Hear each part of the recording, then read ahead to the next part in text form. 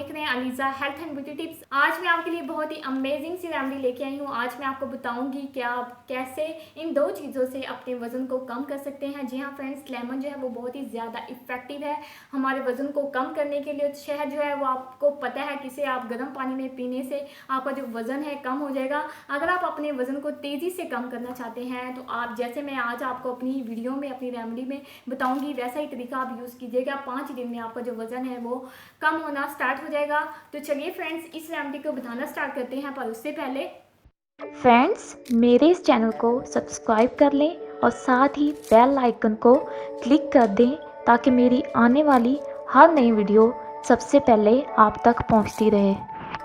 आपने क्या करना है, आपने जो है उतनी ही मिकदार में जो है वो लेमन लेना है और उतनी ही मिकदार में आपने जो है हनी लेना है। इन दोनों को अच्छे से मिक्स करना है। मिक्स करने के बाद आपने एक अच्छा सा पेस्ट बनाना है। तकरीबन आपने 1 टेबलस्पून जो है वो रात को सोने से पहले आप पी लेना है। इसके पीने से आपका जो वजन है वो बहुत ही तेज़ी से कम हो जाएगा। जी हाँ फ्रेंड्स, 5 ही दिन में आपको इसका फ़र्क दिखना स्टार्ट हो जाएगा। तो फ्रेंड्स, ये थी मेरी आज की यूज़फुल सी रेमेडी। तो कैसी लगी आपको?